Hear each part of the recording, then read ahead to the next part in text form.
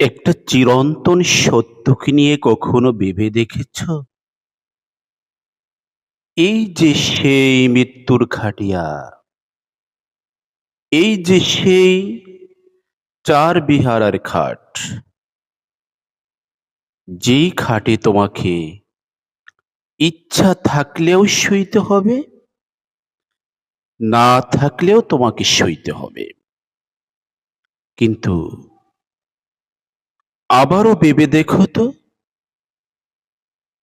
এই যে খাটিয়াটা মসজিদের বারান্দায় কেন রাখা হয়? এই যে খাটিয়াটা কারো ঘরে কেন রাখা হয় না? এই যে খাটিয়াটা সব সময় মসজিদে অপেক্ষমান থাকে। কিন্তু দেখো, এই যে মসজিদ,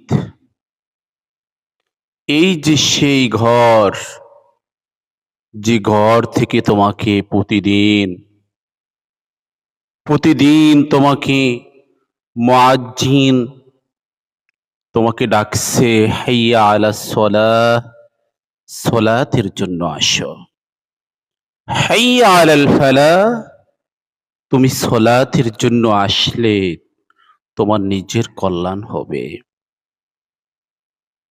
কিন্তু আবারও ভেবে দেখো, যেদিন তুমি মৃত্যুবরণ করবে, মালাকুল মউত যেদিন তোমার জানটা খপ করে ধরে তোমার জানটাকে নিয়ে যাবে, তোমাকে এই যে খাট তোমার বাসায় তোমাকে আনতে যাবে। এই যে মৃত্যুর খাটিয়া তোমাকে সেদিন আনতে যাবে, তোমাকে সাদা কাপড় পরায়া চকলেটের মতন মোড়ায়া তোমাকে এই মৃত্যুর খাটে তোমাকে শোয়াবে। চারজন চারজন কাঁধে করে তোমাকে বাসা থেকে নিয়ে আসবে। কিন্তু আবারও একটু ভেবে দেখো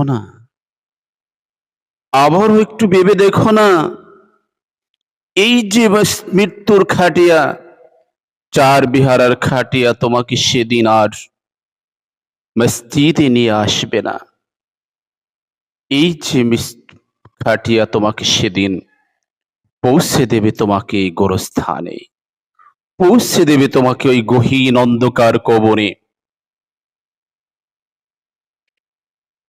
ও মুসলমান,